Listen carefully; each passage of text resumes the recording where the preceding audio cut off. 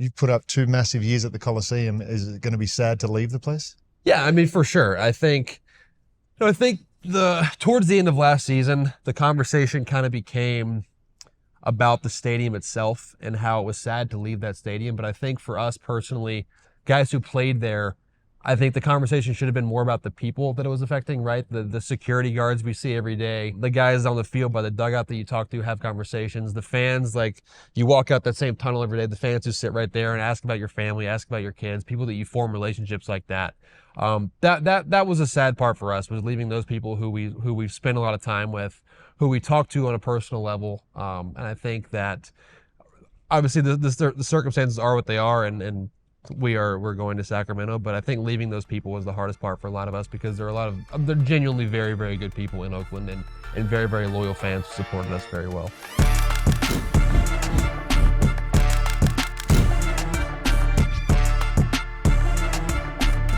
Funny, because Ruck was in San Diego. We didn't get to know each other, man, Right. but got to meet each other a couple times. But you on X, dude, it's amazing to see you on there. You're having some fun, huh? Yeah, I do my best. Interacting try with to the engage fans? a little bit, be the right amount of snarky, I guess, and just kind of put people in their place when it calls for. But just having fun. I like the fan interaction. I think that's fun. It is It's a fun, cool part of and it. it's cool. What I love about it is what you guys are doing is like, you're just being real with the fans. Like, look, Yeah. man, this is hard, dude. Like, yes, I'm signing up for a game that, it's a game of failure. So I'm going to look stupid sometimes, and you own up to it. And it's fun to see that type of engagement. And to me, man, it just exudes confidence. Yeah, it's informative a lot of times. I think that, the common fan just kind of wants to understand at a higher level what's going on out there, and I think we have the opportunity to kind of inform and teach in a way, and help them kind of digest what they're seeing in a deeper way. So it's not just surface level watching the game, not really understanding what's happening, but I think kind of bridging that gap and helping the fan, the fan who's tuning in to watch us every day, understand at a deeper level what's happening. I think that's a cool role to play. Why does that matter to you? Why is that? I don't know. That's a good question, because it really doesn't matter. It's just, I think it's more something just I enjoy doing, right? I think in order for me, I've learned a lot kind of through my journey. In order for me to have success, I talk about it a lot. I think I'm competing against guys who are more talented than I am, but I think my understanding of what's going on and my understanding of hitting or of approaches or of the game in general allows me to have the success that I have. And so being able to share that knowledge and share that understanding is kind of something that I enjoy doing. That is something we're going to dig into, because it is unique, man. It is. But there had to have been that one tweet that you're reading and you're just like, dude, this is the one that I'm answering right now. I've had enough of this. Yeah, the ones that I kept my mouth shut for the most part, but the negative tweets after I signed my extension got to me a little bit, just because it's like, you took a bad deal. I'm like, no, you guys don't understand what's happening. I'm not a free agent. I have 3 more years to get to free agency. I'm going to walk into free agency at age 33. Like, it's not the same as walking into free agency at 26, like Juan Soto just did, or even like Vladdy's about to do, or even like Anthony Santander just did. So it's just like, it's a different situation to have something cool happen in your life like that, like life altering, taking care of your family, and have people come at you in a negative light, even though you just did like what you set out to do in this game. I kept my mouth shut for the most part. I did clap back a couple times, but those kind of got to me a little bit. But also, man, like, people just don't understand the situation. Number one, free agency, there is nothing consistent about free agency. We've seen it's been good some years there's been some really good players that haven't gotten paid. And then, your path to, which right now is Sacramento, the A's, I mean, dude, you've been DFA'd. You haven't given many opportunities. So at the same time, the A's are truly that team that gave you that everyday opportunity. Yeah. So there's some loyalty there as well. I'm sure. No, for sure. That's part of it. I spent 2 or 3 years just kind of wanting someone to give me a shot, consistent playing time, just for myself to see what I could do, right? I got to the point where, like, 2022, when I was in El Paso, I was in Omaha, I was like, look, I think I'm okay if I'm not good enough, but like, I have to know for sure. And I haven't been given enough runway to know for sure that I'm not good enough yet. So I want someone to just give me a shot to go out there and prove to myself one way or the other. Either I can do this or I can't do this. And the A's were the team that was willing to do that, which I'm incredibly thankful for it. And it's also, I mean, I think our next few years, I think we're really optimistic about the kind of team we can put out there. We've got some really good young talent. We made some good additions.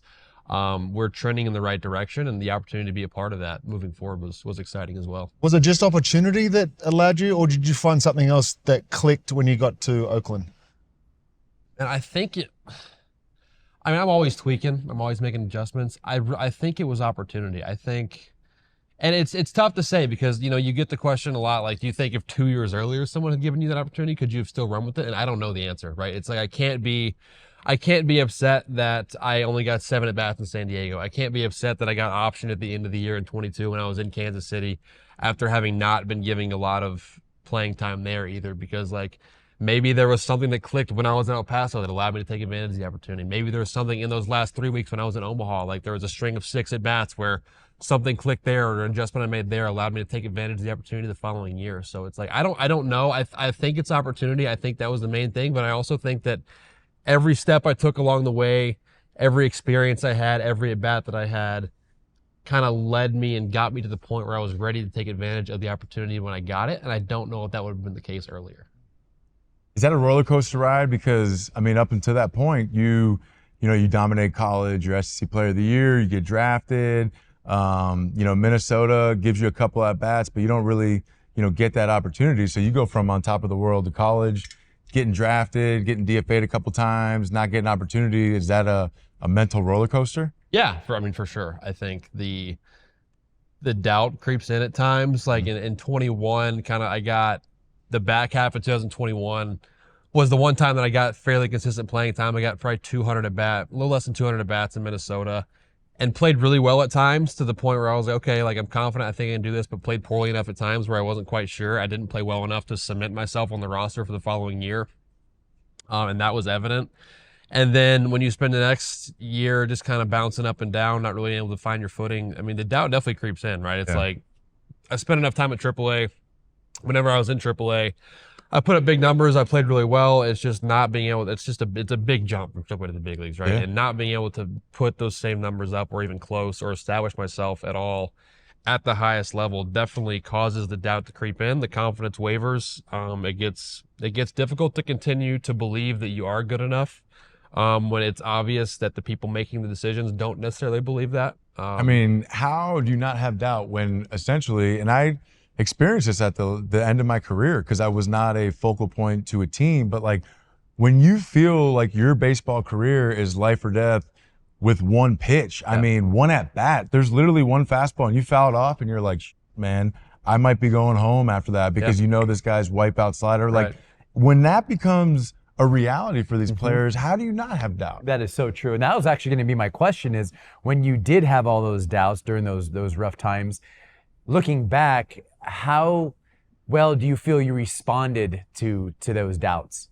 I think it varied at times. I think there were some times where I got pretty down, and there were some low points for sure where I really didn't think I was good enough to do it at the highest level. But at the same time, like I didn't stop wanting to learn. I didn't stop wanting to find out what was the reason or the reasons that I couldn't do it, in the big leagues. And I didn't stop working to try to fix those things, right? It was like I said, I'll be the first to tell you, like, I didn't know if I was good enough or not, like during those years or the couple years where I was in AAA bouncing back and forth. Like I didn't know if I was good, but like I said, I knew that I wanted to know if I was good or not. And I was the one to continue to pursue it until I knew for sure one way or the other, just for myself. That's what I love about this show is I don't think people realize that high caliber athletes like yourself and all of you guys can share these moments of doubt. Because a lot of times people on the outside will look at you guys and be like, oh, they're bulletproof. They're always confident. They're always focused. They're always locked in. And for you to say what you said, like, yeah, I have doubts too. I struggle too. You guys have shared your stories. How have you guys in your career, this question for all of you guys, how did you navigate or learn to navigate doubt and uncertainty and lack of confidence? How did you learn to navigate that stuff? My thing, I feel like when you play baseball, you understand you're signing up for a marathon of a season and you understand there's going to be points and times throughout that you're going to have failure. You're going to experience it. So it's one of those things, instead of not, preparing how to not have adversity. No, like you're preparing for when that adversity strikes, and you have to be equipped for it, because in our game, that's the reality. It's you're going to have these times, and how can I get out of these times when they come? So for me, that was a big part of not shying away from it, understanding it's coming. So when it comes, how am I prepared and equipped for it? For me, there was a reason why somebody saw enough talent in me or enough potential in me to bring me over here, whether it was the first time or the second time. So I always relied on the fact that I'm here for a reason. Let that be what is your main focus in your head rather than the struggles on the field. And it could be one pitch, it could be one game, it could be 1 week where you can draw back to and go, okay, well, let's go back to what you were doing here and figure out what the difference is and try to work through it. But go ahead. What's amazing to me too is like different generations, go through different stuff. Like the Atlanta Braves, when you were coming up, I mean, to crack that roster, you're not getting rid of Smoltz and the names they had there, like different stuff. Same thing with me coming up. But with you guys, like you were the 2017 SEC Player of the Year, and you're talking about like, still wondering if you can do it or not, because what was thrown at your generation was COVID in 2020. And like opportunity, you talk about opportunity. I mean, how about that? That was something that I admire you guys, because there's some kids that, I worked out with in the off season, and they went a good 2.5 years of just going to the gym every day, hitting in the cage, no games, no competition, nothing. Yeah, 2020 was, my second full season was 2019, so I start in AAA. I have a really good first half. I get hurt, miss the second half.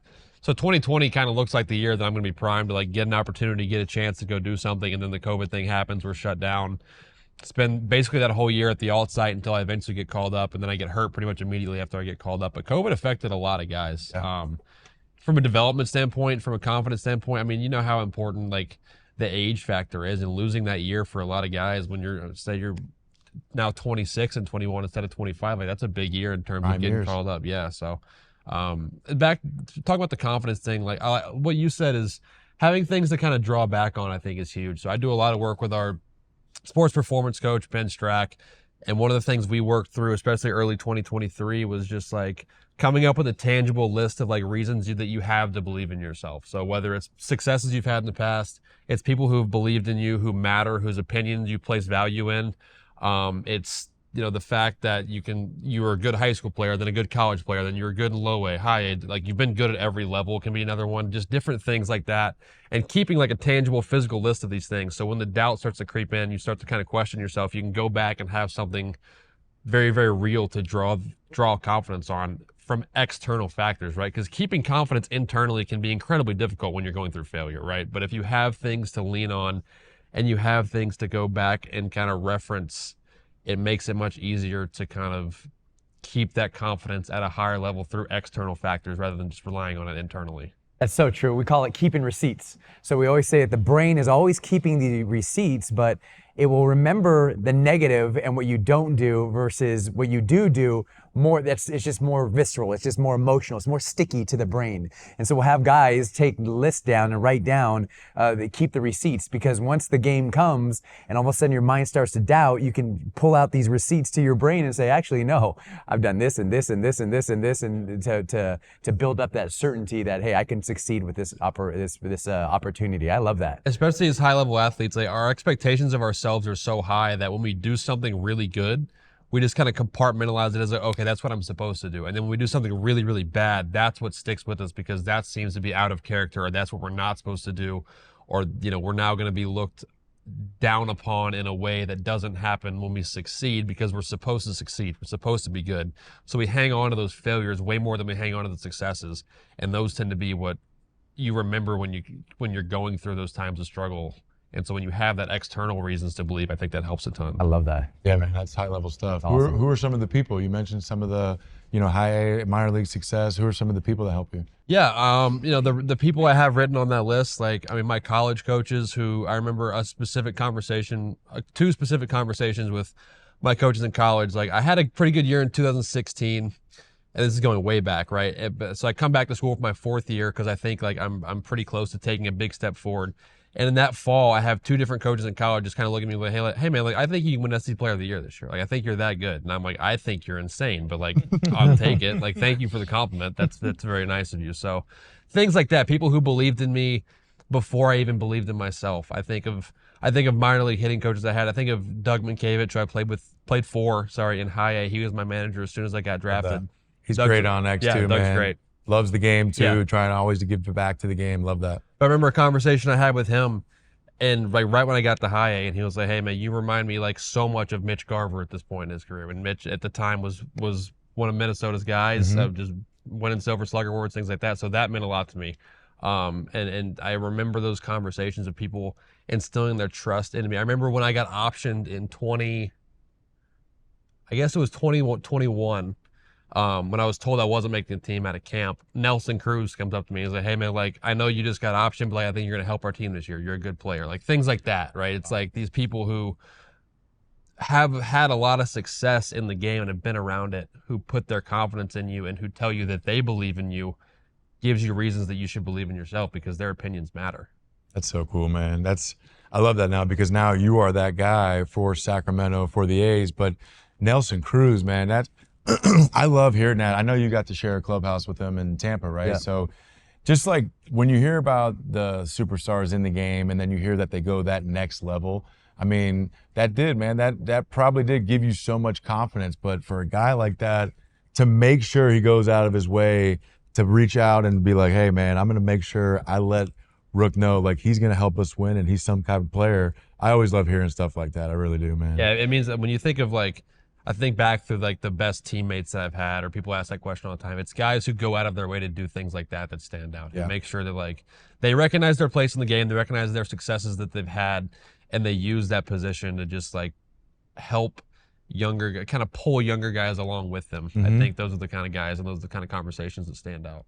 Yeah, man. And it's crazy for me too, because again, we never really had the opportunity. Right. Like I get to see you on X and this personality and I'm like, man, it's so weird. And I'm so happy for you because I mean, you were put in some weird situations, man. Like you would literally, I would tell people it's like the 4th inning of the game and you know how you go back up into the clubhouse every now and then to maybe get something or even just use the restroom, whatever. And there were so many times where I would see you there in the clubhouse. And a lot of times the taxi squad guys, you know, you're waiting either on MRI results, you're waiting on to see if we got to put a guy on the IL and then activate somebody else so he's already in town. And then if he's not going on the IL, you go right back to AAA. So, I mean, that had to have been just tough, man, to get through some of that stuff. But you going through all that, man, and now being the guy that you're like, if you're in the cage and you help somebody, if you tell somebody whatever about hitting, like that has so much value and so much weight now. Do you understand that? And how does that feel to be that guy? Yeah, it's cool. It's a role that I embrace. It's a role I enjoy. It's a role that like, if you had told me I was going to have 2 or 3 years ago, I wouldn't have believed you. So I think that adds a lot of value to it as well. What I talk about is like, if you go back through my career, like I've kind of played every role on a roster, right? I've been like the high draft pick prospect, kind of getting his first shot. Like I've been a guy that we're giving a little bit of a leash to see how he does. I've been a guy who's a bench player, who's kind of a role player, who's going to play against lefties and pinch hit late in games only. I've been the back and forth guy between AAA and the big league, just kind of the injury depth guy. I've been a guy on his last leg, kind of getting his last opportunity, his last shot before, you know, teams officially move on. And I've been the guy who hits third every day and who produces at a high level. So I look at our roster, you know, kind of 1 through 26, 1 through 40, however you want to look at it. And wherever certain guys, wherever individual guys are at in their careers, like I have been in that spot too, and I'm able to relate to them and relay information to them and kind of help them along the way because I know whatever experience they're having, I've also had that same experience. Being able to relate to those guys, that's strong, huh? Sure. What I love about that is it just this. We talk about connection a lot on this team. We talk about it a lot or on this show, and being able to connect and relate to guy. Talk about your club right now. Like how's the camaraderie? What's it like? I mean, playing in a stadium that's almost feels foreign. The talk of baseball. Like what's it like in that clubhouse now? Man, we've got a really good group. We've got a really tight-knit group. We've got a group that is selfless, is egoless, but has a lot of talent, has a lot of young guys who spent last year proving to themselves they were good enough, and I think that's huge. We've got rising superstars in Lawrence Butler and Mason Miller. We've got guys who know their role and play it really, really well. We've got young guys who are kind of taking that step forward to try to establish themselves. But what the culture that we have right now is guys pulling on the same rope in the same direction together. We recognize that our situation, our scenario is very unique. It's going to be interesting. We're going to need to make adjustments. We're going to need to overcome some things that no other team kind of has to deal with. But I think we're willing to do that because we enjoy showing up to the yard every day so much and playing together that it's going to make that experience as good of an experience as it could possibly be. The whole Coliseum, Vegas, Oakland, Sacramento, is it a talking point in the clubhouse? No. I mean, I would say the only talking point is conversations that we have just to make sure through the PA that the stadium in Sacramento gets to the point where it needs to be. And besides that, it's not really a concern. And we've done a great job with that so far. The upgrades and the additions and the changes out there to the facilities to get it to be what we need it to be have taken place. And I think besides that, just assuring that we have what we need to perform at our very best. No, our focus is kind of more, or is entirely what the kind of product we're going to put on the field and how we're going to go about doing that. Put up 2 massive years at the Coliseum. Is it going to be sad to leave the place? Yeah, I mean, for sure. I think towards the end of last season, the conversation kind of became about the stadium itself and how it was sad to leave that stadium. But I think for us personally, guys who played there, I think the conversation should have been more about the people that it was affecting, right? The security guards we see every day, the guys on the field by the dugout that you talk to, have conversations, the fans, like you walk out that same tunnel every day, the fans who sit right there and ask about your family, ask about your kids, people that you form relationships like that. That was a sad part for us, was leaving those people who we've spent a lot of time with, who we talk to on a personal level. And I think that obviously the circumstances are what they are, and we're going to Sacramento, but I think leaving those people was the hardest part for a lot of us, because there are they're genuinely very, very good people in Oakland and very, very loyal fans who supported us very well. What was that atmosphere like when you guys closed it out, man? Like that young offense you have is some young superstars for sure. So like, I'm sure, or I don't know, did they understand, what the Coliseum, what Oakland meant to those fans? And then, on that page, what is the message? Next question after that, kind of, you guys going to Sacramento, what's the mentality heading in there as it starts something new and we're that group? But take us back to that day in Oakland first. Yeah, it was cool. It was, you hear as a player there what that stadium, what the atmosphere can be like when it's at its best.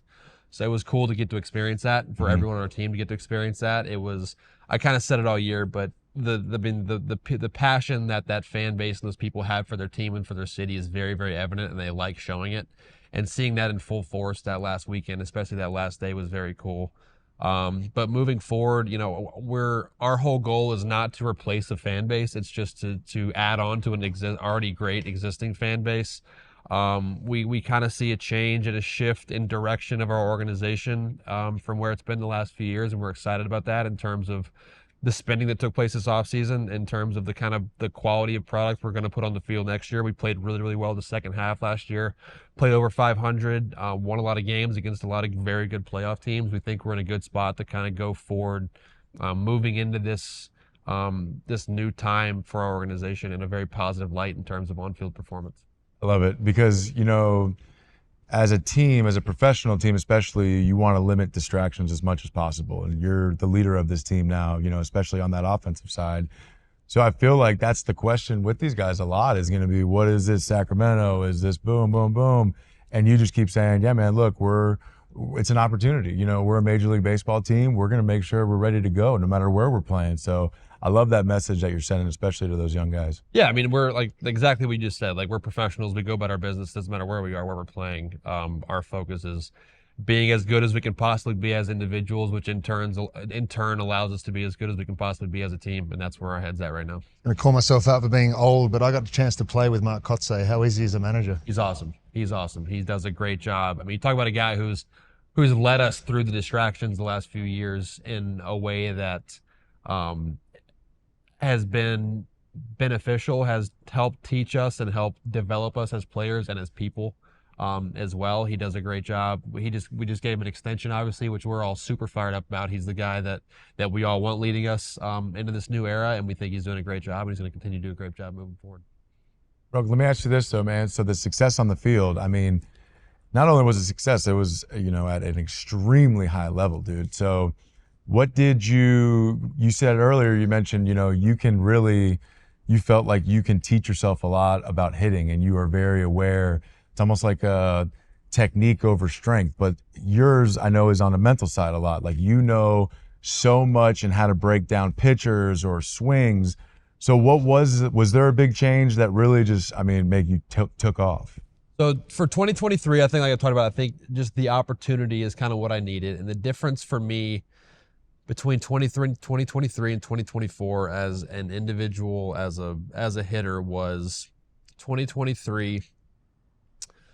I feel like if a pitcher fell into like a certain bucket, I could get him, right? And if you were this specific kind of pitcher with this specific kind of profile, I was going to do damage off you, I was going to win. But if you could do any of these other number of things, I was going to really struggle. In 2024, if you want to call it, like, I had more tools in the tool belt. I had more clubs in my bag. I could handle this kind of guy. I could handle this kind of guy. I was willing to make the necessary adjustments at the plate.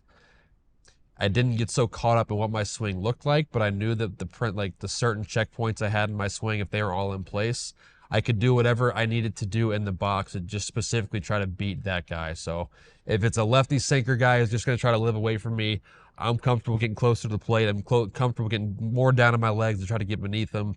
I'm comfortable trying to hit that ball to right center. If it's a righty four-seam cutter guy, I'm comfortable backing off the plate, opening up a little bit, seeing him in, trying to pull it. Like, I'm just more comfortable doing a variety of different things in the box, to where my focus is just, how do I beat that guy right now? Not, does my swing look correct? Does my swing look like I want it to? Does my setup look the same every time? Those things become less important when the focus just becomes, I'm going to let my body do what it needs to do to just give myself the best chance to beat whatever that guy's going to try to do to me. Who helped you shape these different types of approaches? Our hitting coach right now, Darren Bush, is who I give a lot of that credit to. I went up to him before spring training game started last year, and I just said, look, here's our plan. Like, this is the first spring I've ever had where I haven't had to worry about making a team, right? Like, I know I'm on the team. I know I'm getting my at-bats. I need you to give me a specific goal every single spring training at bat to try to accomplish, whether that's only swing at this pitch, whether that's try to hit it in this specific area, whether that's to do this with your hands, whatever it is. Like, I just want a specific goal that I feel like I can accomplish every single spring training at bat, to feel like we're doing what we can to get ready for the season. And we just kind of continued that process throughout every at bat of the year. Before I went on deck every single time, I just went up to him and was like, here's what I'm thinking. I'm going to do this, this, and this, or I'm going to look for this pitch in this area, or I'm going to look for this zone, or I'm just going to hit this ball to center field, or whatever it is. Whatever plan I came up with to try to beat what I thought that guy was going to try to do to get me out. And I was like, here's what I got. What do you think? And he would either say yes, or he would give me something else. And we would kind of come up with something very, very specific for me to try to go to accomplish every at bat. And I think that made a big difference for me. I love that. And that's great stuff, because when you say checklist, I love that. That's something to go back to. And then, you being a just super intelligent dude with all this information, how would you tell somebody, what advice would you give somebody to not overthink that stuff? Because you can very easily with all that information. I think just taking whatever information you need to take to come up with a simple game plan. I think that's the end goal, is like, have a very simple plan when you go up to the plate.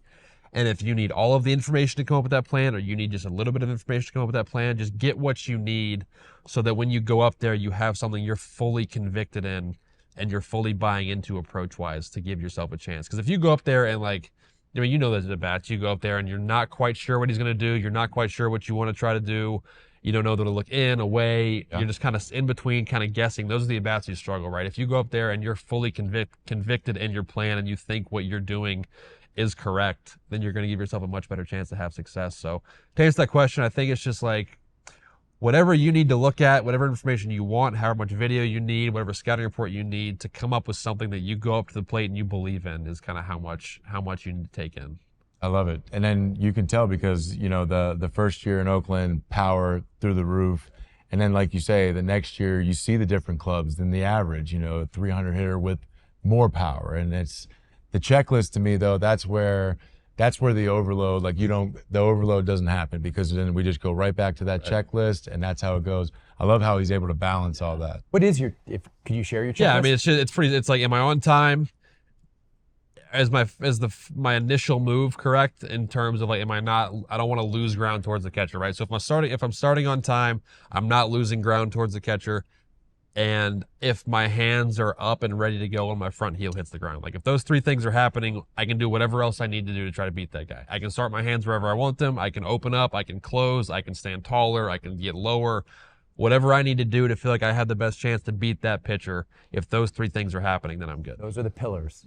Is that a normal hitting approach, to be that flexible? I know you've got those three simple things, but you talking about your hands moving all over the place, talking about your body moving all over the place. A lot of guys try to be very consistent with their approach. Yeah, and it's fun. I mean, I feel like I'm doing something different, but if you look at if you look at my stance, it's probably very marginal, the differences, right? But like, I feel like if my foot's this much more open than it normally is, like that feels like a big change for you when you're in the box. So it's not like I'm not trying to say I'm doing a different stance every single time, but like if I know a guy's going to live in, yeah, I'm comfortable opening up a little bit more to try to make sure I get in there. If the guy's going to live away, I'm comfortable squaring up and getting a little closer to the plate to make sure I can cover out there. It's just those small marginal changes I can make that feel like it maybe give me an edge every single at bat.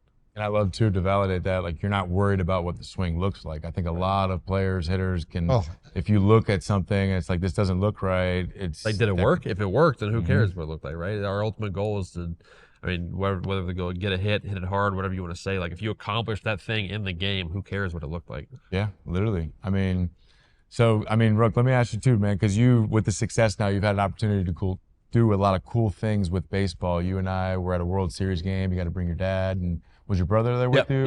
Yep. And we were in the suite. I mean, we got to be in New York and the Bronx. It was cool to experience that. You were doing a lot of stuff at the office and, with MLB, just on not the media side, but just promoting baseball. So, you, Vinny P, a lot of that Nashville crew in the off season, you guys are all just very cool dudes, but at the same time, you're promoting baseball in such a cool way, especially, YouTube, X, Twitter, more of Twitter, but just talk about now how important that is to you guys and the players now to, promote your game in this way. Yeah, I think it's fun. I mean, obviously players and baseball players and athletes in general are more accessible than we've ever been, just through social media, through some of those platforms. And I think showing genuine personality and making yourself seem human is never a bad thing, right? It's like, oftentimes and you experience this when you're playing, and the things people yell at you, like we're just kind of seen like as robots, like they're just out there. These aren't actual people. Like I can say whatever I want to these guys. It doesn't matter. But no, like, we're just regular dudes who just happen to be really good at this one thing. And I think just showing that and having some personality and interacting with fans through these various platforms is a fun part of the job. It is. What about, so I played like 2 or 3 games in the outfield for interleague, and then we were getting blown out one time, and it's rough out there. Dude. Outfield? Dude, I know. I mean, take me, maybe not Philly, because I know they wanted you at the trade deadline, so they might have been nice to you out there, but the outfield, where's the most hostile environment out there? Dude, the worst I've ever gotten it, honestly, is either Cleveland or Baltimore. But those are just 2 very specific games where it was like just one pocket of fans. It's just brutal. But I mean, it's very isolating out there because you're by yourself. There's no one else really near you to take it with you. You're just kind of wearing it over and over again. It's isolating. I would say it's fun, but it's not fun like a lot of times. Right. So it's just kind of part of it, though. Were you active on social media when you played?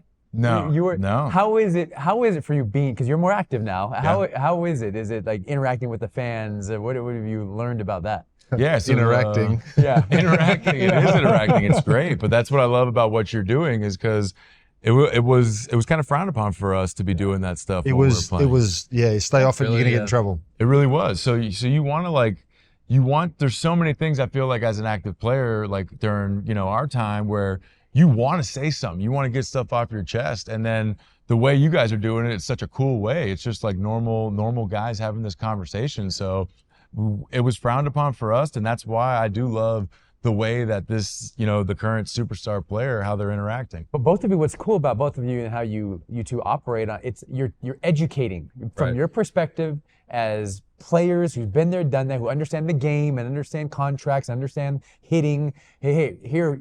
average fan. Let me teach you what it's really like versus what you're reading or you think it's like. That's what's really cool what y'all are doing. And exactly, and just the baseball side alone, you know what I mean? Not to mention what we're bringing to light a little bit is there's a human element to all of it. There's so many different things. And then to give the fan more of a reality of what that situation is, being a taxi squad guy, being an up and down guy.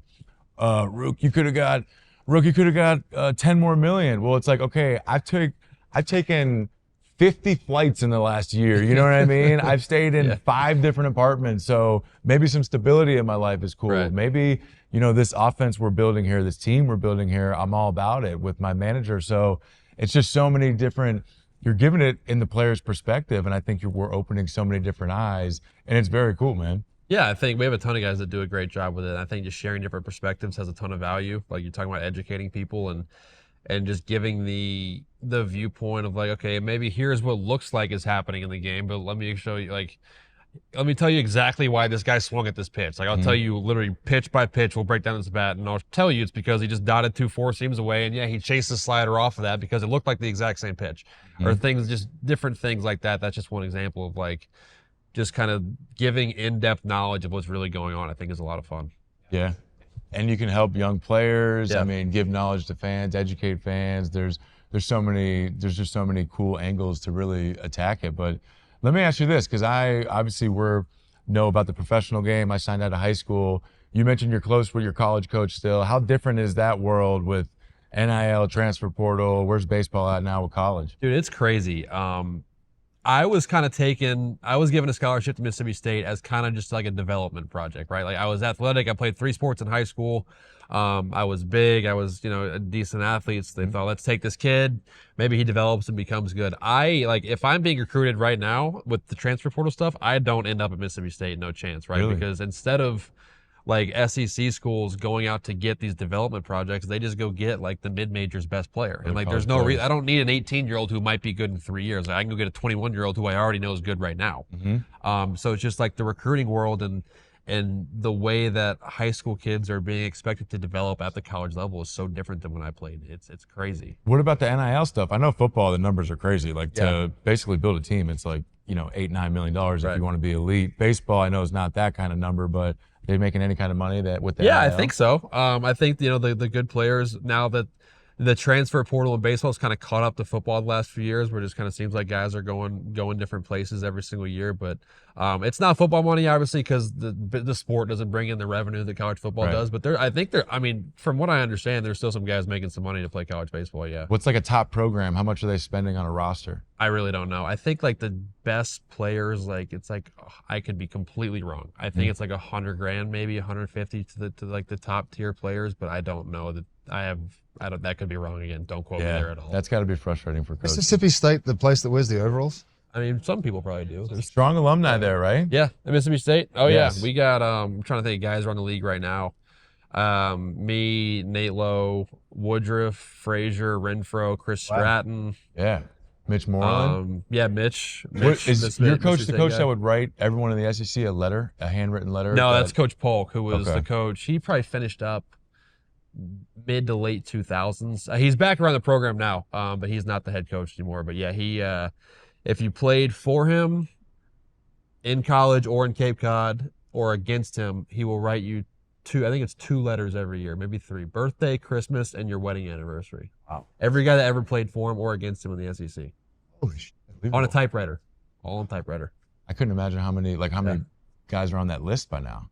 Crazy amount. That's crazy. What are some lessons from college that you still take with you and you hold with you to use for even as a big leaguer today? No, I talked about like 2016. I was a good player. I put up some good numbers, but I wanted to go back for 2017 just because I felt like I was close development-wise to kind of taking a big step forward. And I got drafted at 2016, turned it down, went back for my redshirt junior year because I wanted to get better, right? I think there's a ton of value in just the desire to learn more about yourself and to learn more about why guys are better than you, and then try to close that gap and bet on yourself that you were able to do that. And I think that's kind of one of the biggest things that I carried with me into my professional journey is like, I've bet on myself before and it worked, so why not do it again? Why not continue to try to close that gap? I think finding out where you want to be as a player, watching the guys who were there, and then comparing that to why that's different than what you do and trying to close that gap to become better. I think there's a lot of value in doing that. Yeah. It's cool. Oh, go ahead. I was just gonna, I got offered a scholarship to Georgia Southern to go play college baseball, and I signed instead. I think I look back at that time and I think, man, maybe it could have been a little bit different. Maybe my development could have happened in college. Would you recommend that most guys try to get the college experience because of maybe the structure and the way they train differently, get them used to pro ball? I mean, different guys are going to respond in different ways to different environments. I think I was a guy who needed college. I think in that environment, the team and like the rah-rahness and the cheesiness and the corniness of college baseball, like I think I developed really well in that environment. I think I learned to become a better leader in that environment, which ultimately paid off for me in the long run. But I think there's guys as well who are going to do better in a professional setting immediately. I just think it kind of depends on what you need as a person, what you need as a player, and where you stand in your development. I don't think there's a correct decision universally. I think it just kind of varies guy to guy. That's cool. I want to ask something that you just said. Like, you think it helped you learn how to develop into a better leader, that environment. How so? When you're in college and you're playing college baseball, like it's just, how do we win every single game? And that's not necessarily the point of low-level minor league baseball, right? There's a lot more individual development being the focus in low A and high A and places like that, where in college it is immediately like you become second and it's just winning every single game as a team. You find your role, you're willing to do your role. I redshirted my first year. I didn't play at all, but like I was going to keep the best chart that I possibly could in the dugout, right? I didn't play I didn't play a lot my second year. I was kind of in that role, like I'm going to pinch hit late against lefties, and I'm going to become the very best I can at that role because all I care about is us winning this game. And that's kind of where the college environment differs from the 18 to 21-year-old low-level minor league environment. So I happen to develop better in the team-oriented, let's go win this game right now, no matter what environment, rather than the more individual-based, development-based setting that like is the low-level minor leagues. And I think it just kind of depends on what kind of guy you are, what kind of player you are, in terms of which environment's going to do you more justice. So was that a hard jump going from college to going into minor leagues, where you're like, whoa, like it's a lot more developmental, individualistic guys, maybe not cheering for each other, trying to win? Yeah, I think so. The vast difference is like my last college game was a super regional at LSU, and there's 15,000 people there. My first professional game is in Elizabeth in Tennessee, and there's like 37 people there. And it's like, this is very, very different. Yeah. But it's just a completely different atmosphere, a completely different environment in clubhouses. Not that either one is better than the other, right? They're just very different. They are meant to accomplish different goals. But making that adjustment definitely takes a little bit of time, and you don't really experience that win at all costs mindset again until you get to the big leagues. And then it kind of resets, where now it's like, okay, now whatever you got to do to win this game is what we're trying to do.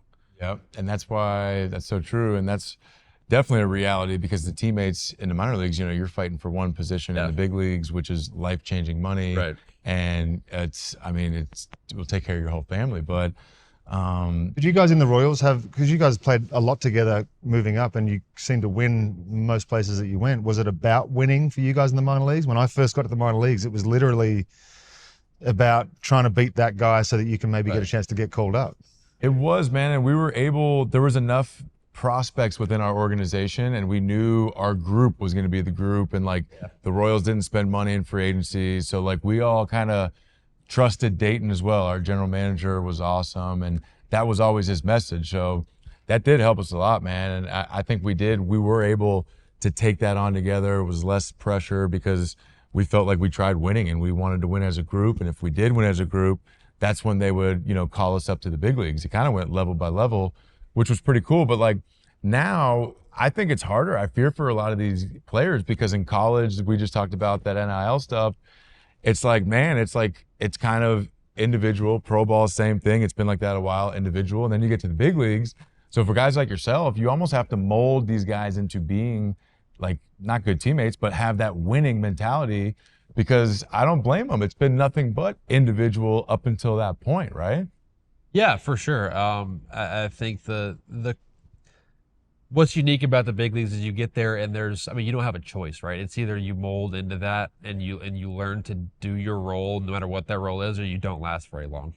Whether that's to be the guy who's the focal point, to be the guy who's hitting third, or to be the ace, or to be be a guy who's going to pinch run and play defense late in the game. Like, you better figure out what your role is, embrace that role, and try to become as good as you can at that role if you want to continue to get opportunity.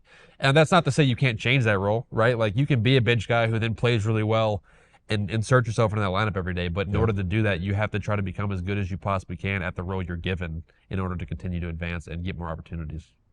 That's true. Dude, Rook, you're a stud. You took us, literally through that crazy ride of your professional career up into being the guy now. But, we've just asked you about the on-the-field stuff. Off the field, you mentioned kids. I know you're married.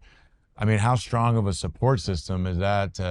Do you need to have to experience what you went through? All those flights, was, the family with you? Were they back home? Kind of take us through that ride. Yeah, obviously, what the part of the game that people don't see a lot is the role that our families and our wives play in it, specifically in the travel. And I think back to 22, we break camp in Minnesota.